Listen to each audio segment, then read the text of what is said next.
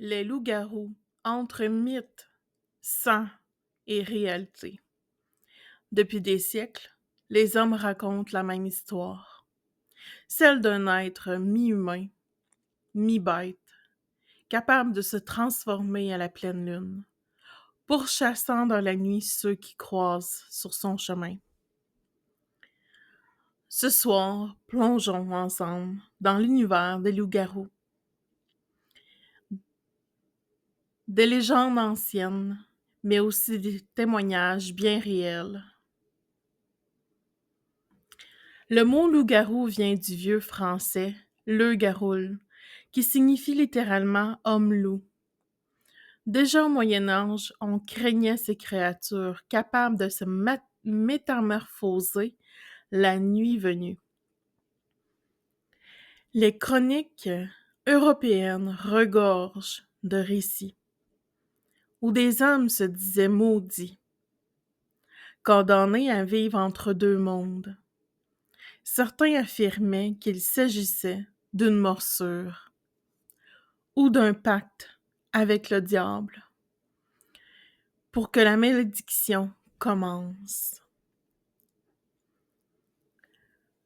Les deux visages du loup-garou existeraient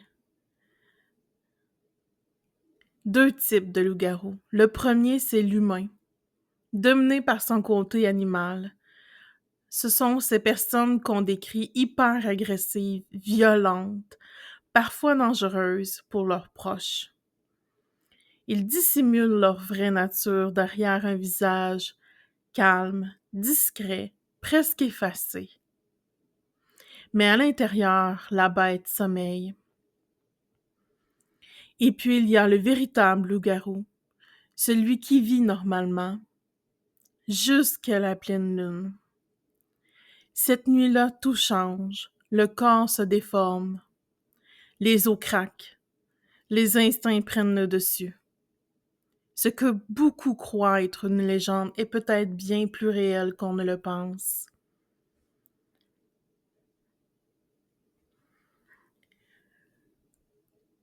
En été 1764, en France, dans la région du Gévaudan, les habitants vivent dans la terreur. Une bête féroce attaque, dévore femmes et enfants. En 2 ans, plus de 100 victimes sont recensées. Certains parlent d'un énorme loup, d'autres d'une créature humanoïde, dressée sur deux pattes. Des témoins jurent avoir vu un homme se transformer avant d'attaquer. Les soldats du roi chassent la bête, mais à chaque fois qu'ils croient l'avoir tuée, elle réapparaît ailleurs. Était-ce un simple animal ou un loup-garou sous une malédiction? En Allemagne, en 1589, un homme nommé Peter Stumpf est arrêté. Il avoue être un loup-garou. Il raconte qu'un démon lui aurait offert une ceinture magique qui lui permettait de se transformer à volonté. Il aurait tué et mangé plus d'une douzaine de personnes. Lors de son exécution, la foule est terrifiée. Certains jurent l'avoir vu se tordre, hurler comme un loup, avant de mourir. Et depuis, chaque nuit de pleine lune, les habitants de Bedburg prétendent encore entendre ces hurlements.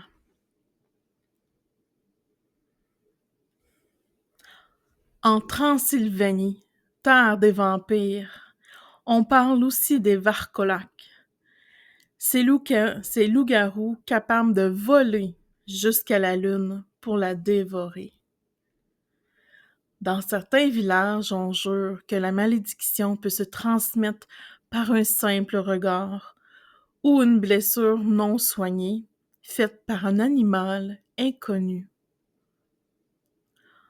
Ensuite, Aujourd'hui, excusez-moi, aujourd'hui, les anciens murmurent qu'à la pleine lune, des silhouettes traversent les forêts, des carpestes, ni tout à fait humaines, ni totalement bêtes. De l'autre côté de l'océan au Canada, les légendes autochtones parlent du Wendigo, un esprit cannibale de la forêt. Certains témoins du nord du Québec affirment avoir vu une créature immense, mi-homme, mi-loup, rôdant près des lacs gelés. En 1972, un chasseur de cette île raconte avoir vu une bête à visage humain déchirer un orignal avant de disparaître sans laisser de traces. La police a retrouvé des empreintes profondes et énormes, mais aucune ne correspondait à un animal connu. Et si la légende n'était qu'un souvenir ancien? En 1996, en Angleterre, plusieurs automobilistes signalent une créature bipède traversant la route près des halls. Poils noirs, yeux brillants, démarche humaine. En France, dans les années 2000, des promeneurs affirment avoir croisé une silhouette gigantesque en forêt d'Orléans. Et aux États-Unis, les habitants du Wisconsin parlent encore du Beast of Bray Road, un loup-garou aperçu à plusieurs reprises depuis plus de 30 ans. Des vidéos floues circulent, des cris étranges sont enregistrés et personne n'a jamais trouvé d'explication.